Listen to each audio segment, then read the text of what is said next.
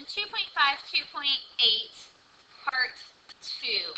So in the top section, we learned how to multiply numbers together. Here we're going to add in letters. However, the positive and negatives work the same way. So I'm going to multiply and then look at the number of negative signs I have to see whether my answer is going to be positive or negative. So 5 times x is 5x. I have only one negative here, so my answer is going to be negative 5x. For number 8, 2 times y is 2y. Here I have 2 negatives. 2 negatives makes a positive, so my final answer is just going to be 2y. For number 9, I have x times x, which is x squared. Remember we did that earlier. So I have 4 times x squared, which is 4x squared. And I'm going to look at the number of negative signs that I have. I have 2 negatives here, which make a positive. But I have a negative left over, so my answer is going to be negative also.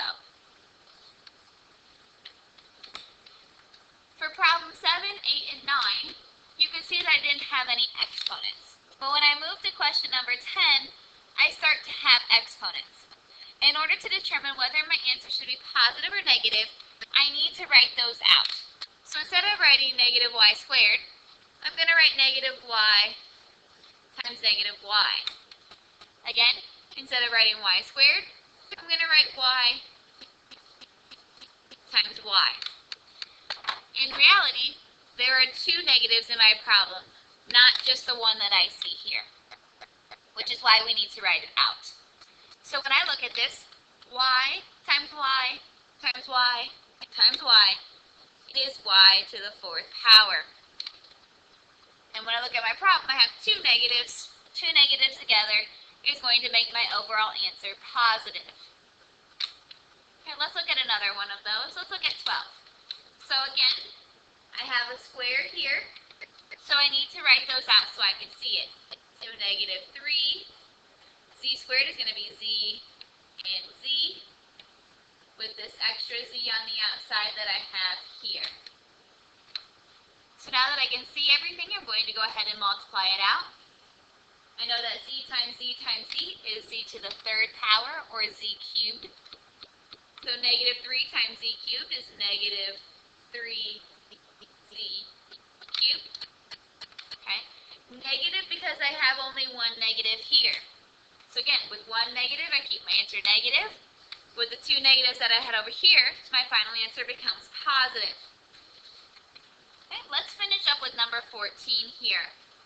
So I'm going to multiply, and I have fractions. So when I multiply fractions, I multiply straight across. I multiply the tops, and I multiply the bottoms.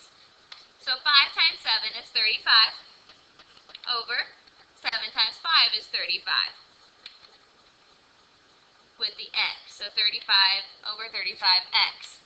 35 over 35 is going to reduce to 1x. Or if you wanted to, you could just write x. If there's no number in front of the x, we do assume that there is a 1 there. Next, I'm going to look at my negatives to determine whether my answer should be positive or negative. Here I have 2 negatives. 2 negatives is going to make my final answer a positive. Because remember, 2 negatives makes a positive. So my final answer here is going to be positive 1x or positive x. So at this point, we're going to stop, and you're going to do section 2.5, 2.8, check point 2.